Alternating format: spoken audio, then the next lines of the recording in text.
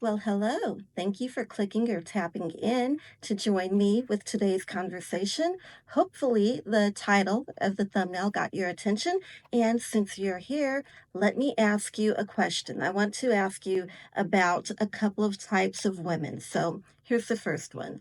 Have you ever known of a woman who was single and said she wanted to date and potentially get married and maybe start a family? Yet, every suitor that presents himself, she finds something wrong with him.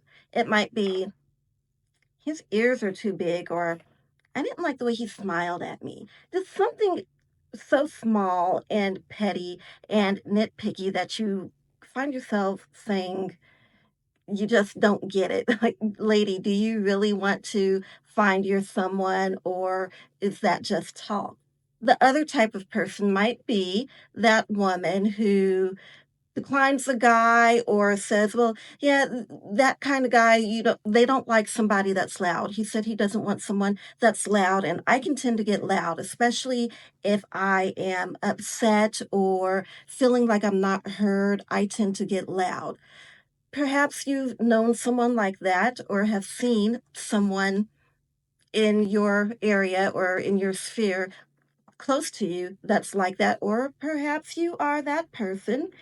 If you are like any of either of these ladies, you might be the reason you are single. You might be setting yourself up for failure. And by setting yourself up for failure, I mean you may be disqualifying yourself or other great guys because of your mindset. So you are sabotaging yourself. So if you want to find out some more of the types of behaviors that could be a self sabotaging mindset and some other reasons why you might be keeping yourself single due to your mindset, well, then I'd like to welcome you to Always Classy and Elegant. I'm Brandy, your host, coach, and mentor, and I'm here to help you get the knowledge and tools that you need to be your best, most classy and elegant self. So, ladies, when it comes to mindset, one of the things that I'm seeing quite frequently is that a lot of women who say that they want to date and find their person seem to have what I am going to call a reverse aesthetic dysmorphia. And by that I mean they think that they are better than they really are. They desire to date up, yet they are not on the level required to date the type of man that they find attractive or desirable. Essentially, what they desire does not desire them in return. And it's not clicking as to them as to why, and it's not coming to mind for many of them as to why that guy that they are attracted to is not attracted to them in return. So that's one of the things that I want to talk about today, but it's just one of the things that are related to mindset. I have spoken about mindset before and got to come back to it again because really it's the foundation for everything that we do and how we do it. So, without having the proper mindset, we can do all sorts of things that just don't make sense. Frankly, it's insanity. And we sometimes, more often than not, we need a little assistance with adjusting our mindset to something that is more realistic and healthier for us. So, what can be behind the manifestation of a reverse dysmorphia type of mindset? It can be several things. It can be negative past relationships or things that have happened to a person. It can be what they've been around, so what they're being influenced by, social media. Although I'm on social media, on the whole, really, it doesn't help when we are presented on a daily basis with these images and crafted expectations that really are just false. They are not realistic, at least for your common everyday person like you and I. So this video isn't to go into the what may cause these types of manifestations of a warped mindset. This video is more so about let's establish a healthier mindset that's realistic in helping us achieve our goals. And this is kind of a hard video for me to do, this one and those that I have planned after this. Due to the book that I've written, I want to cover each chapter a little bit. I'm not going to tell everything that I discuss in each chapter of the book, but I do want to kind of highlight some things and give you some of the logic behind those things. So, when we talk about mindset, a lot of times when we are acting out and doing things like getting loud for what may seem like a justifiable reason, but really it's not, or when we are constantly finding something wrong with someone else so as to rule them out as a potential date or even a potential partner, or if we are doing things such as making excuses to not get out there into the arena.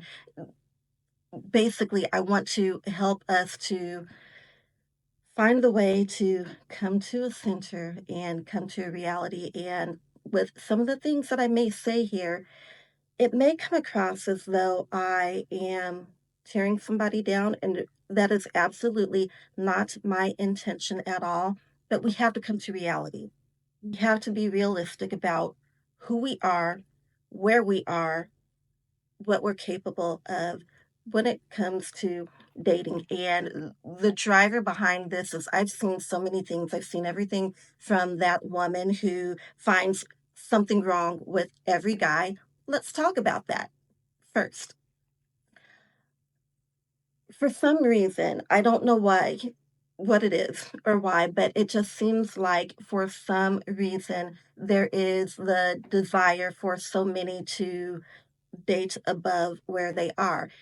There's nothing wrong with that in itself, except for when you are not doing anything to elevate yourself and to get yourself to operating at a level at which someone who is already at that level, who you desire, would see you as being desirable in return. So you cannot expect to get a Russell Wilson, for example, if you don't look like Sierra.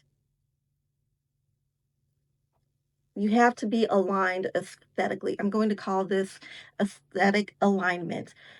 You cannot expect to, if I'll take myself for example, I'm fairly on the petite side, around 5'4", light brown, light skinned, black woman. I would not expect to try to pair myself ever, although I am taken. But say if I were single, somebody like me, my height, my stature, my coloring, my looks. I don't think it would make sense to try to pair yourself with someone that looks like, mm, I'm trying to think of someone, a guy, a Caucasian man, blue hair, excuse me, blue eyes, blonde hair, Chris Appleton, I think that's his name. Maybe him.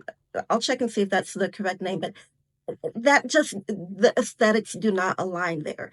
Not to say that anyone should settle. I'm not saying that you should settle at all, but you need to be realistic about what you look like today. And if what you look like is not going to align with what you want, I think you need to have a healthy, balanced view of, okay, how do I become the best looking and as attractive as I can possibly be so that I can operate at my highest level? I don't think it's healthy for you to try to achieve or attain something that just, even if you were at your perfect weight, perfect skin, perfect hair, nails, perfect body, there are just some looks that just don't align. Now, granted, opposites attract. Yes, they do. However, we need to think of this in generality. So, not the exceptions to the rule, but as a general rule of thumb, you need to be realistic about what you look like and what your look would align with. If you are not sure on exactly what your reality is and what your best potential capability really is, well, then I recommend that you get a trusted male friend and ask them. Ask them what are some things that you think would you should perhaps work on. But I also want to caution you with doing this because I don't want anyone to feel like they are being picked apart. However, sometimes we need that objectivity. Sometimes we need somebody else who can see us, not as we see ourselves in the mirror, but who can see us objectively to give us that feedback. And that feedback may not feel good. That's also why I say make sure you get it from someone that you can trust, someone that you know has your best interest at heart, and someone who can deliver that information to you in a way that you can receive it. But at the same time, you need to be open to receiving it because if what likes you, you don't like them, you find some way to find something wrong with them, but then yet what you like isn't liking you in return, honey, there's something wrong there. And if you can't figure out what it is on your own, you need some help with figuring that out. The next type of mindset that I want to talk about is I've seen more than once the woman who will disqualify herself or not respond to a man because he says that he doesn't like women who are loud. And their excuse is, I'm loud and I just need someone who's going to accept me as I am. Well, my darling, if you are still single and looking, clearly that person probably isn't out there. These men are not wanting to accept you getting loud with them. They are not accepting you as you are. That should be key evidence right there that you need to make some adjustments. And with this thing in particular, I want to encourage you to examine why do you feel the need to get loud? Where is that coming from? Particularly for those who say, well, in a discussion, if it gets a little bit more heated and emotional, well, then you tend to get loud. Why? If someone starts yelling at you, and God forbid, yelling and cursing, do you have the mind to sit there and listen to them? Or are you checking out and perhaps walking away? I certainly hope that you are not allowing someone to speak to you in that manner. But if you, in turn, feel like it's okay for you to speak to someone in that manner, well, then we need to examine why. Some would say that those who get loud and start yelling and cursing when they get angry, that's a sign of a lack of intelligence. Now, I don't think that that can really be argued because while you may be very intelligent and very educated, there is emotional intelligence. And within emotional intelligence is emotional regulation. And if you lack the intelligence and the coping skills to regulate your own emotions, that is a sign that you need to do some work on yourself. And you need to do that work before you start dating. So, these are just a few things that I wanted to bring up.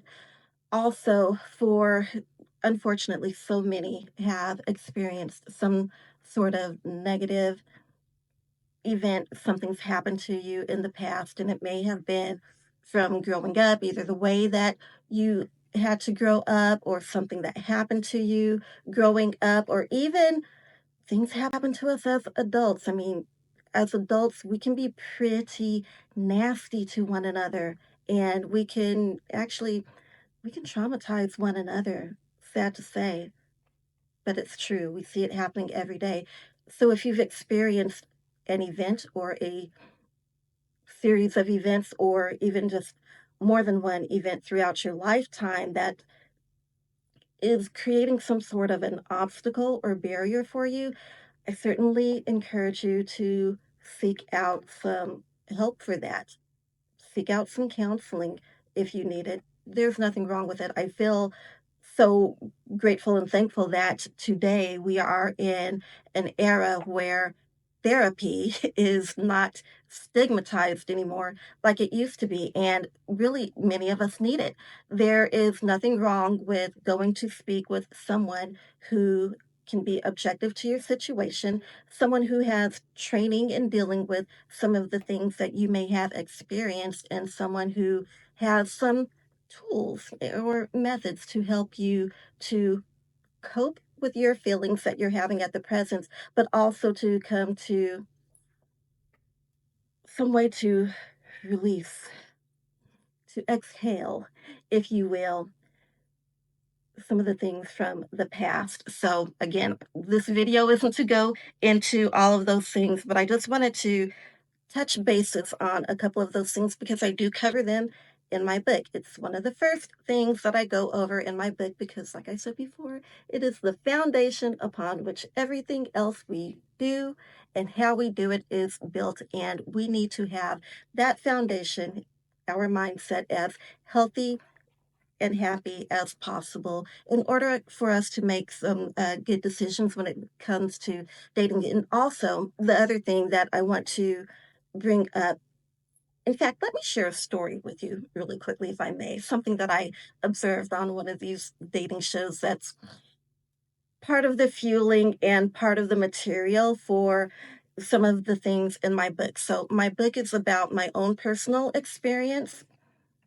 in relationships and also the things that I am observing today and what I'm hearing from men. This channel is for women, so ladies, I'm going to hold you accountable. We're not talking about the men here. So this is for you ladies, but when something happens that hurts us, we tend to want to carry that forward with us. So here's this story. I'm watching this dating show. First guy comes out, the first lady that's standing there, he chooses to pass on her solely because he was a pretty tall guy, seemed like a decent guy, seemed to be very mannerable and well spoken, but his reason for passing on her is that she was just a little shorter than what he felt comfortable with. I think she was about 4'8" or something like that. So to someone who's 6 foot or more, 4'8" is quite short. But evidently that touched the nerve with her. 'Cause honeys, the way she took that venom that she felt from that, I guess, rejection out on the next couple of guys was something nasty. It made me feel like she had a really nasty spirit on her. So here it goes. Second guy comes out. There's nothing wrong with this guy. And she says she's going to pass on him and tells him what she doesn't like about him, which was really seemed very superficial and immature, but she did it in such a way that was nasty and biting. And then another guy comes out and she does him the same way. The thing about actually both of these gentlemen, but especially the last guy, is he he took what she had to say and he did not react. When asked if she was someone that he would approach, he said, yes, yeah, she's definitely my type. I like her dress. I think she's very well spoken. She's certainly someone that I would approach if I saw her while I was out and about. So that softened her a little bit. By that point, however, it was too late. I share this story with you, ladies, to help you to understand that when you don't heal from those past hurts, you're taking more than likely, you're going to take your anger out on the next person who had nothing to do with what someone else did to you. And in fact, in addition to taking your anger out, you may not just do that, but you might eliminate what could have been before it ever begins. You could end up pushing away someone that may have been your match. So again, another reason why I want to encourage you to evaluate yourself, evaluate the spirit where you are operating from, evaluate your thought processes, and how you see yourself. And yes, if something has happened to you in the past, talk to somebody about it. It's okay to go to someone who you can speak to confidentially and get some assistance so that you can work through the feelings that you are experiencing around that thing and put them behind you and move on with your life. So, with that, that's all I've got for today. But I thank you for clicking or tapping onto this video and watching. Please make sure that you pick up my new book, Dating with Class and Elegance. I go over so much with you in this book, but it's not just a book that you sit there and read and it goes into the pile like the rest of them. This is actually something of a workbook because with every chapter as it applies, I encourage you to think through some things and to write down your thoughts, write down your plans, and ultimately, when you get to the second to the last chapter, you are better equipped to put together your dating plan. So, the purpose of a dating plan is to date with intention and with purpose so that you are not like a paper in the wind, going whichever way the wind happens to blow, and you're out there just flying around helplessly, but you've got direction because you know what you want, and before that, who you are, what you are, your worth, your capabilities, what it is that you're looking for that you need, not necessarily a preference, because sometimes what we prefer does not prefer us in return. So you know what it is that you need, and you've got a better idea of what you're looking for, and some better ideas of how to move and navigate and to conduct yourself and present yourself for success in dating. So do pick up the book. Right now, I do still have it at a discounted price. I am not sure how long I'm going to leave it at that discounted price. So get it for a little bit less while you can. And if you do have any questions, do feel free to email me. And until next time, my darlings, stay classy and elegant. And I will see you in the next video. Take care. Bye.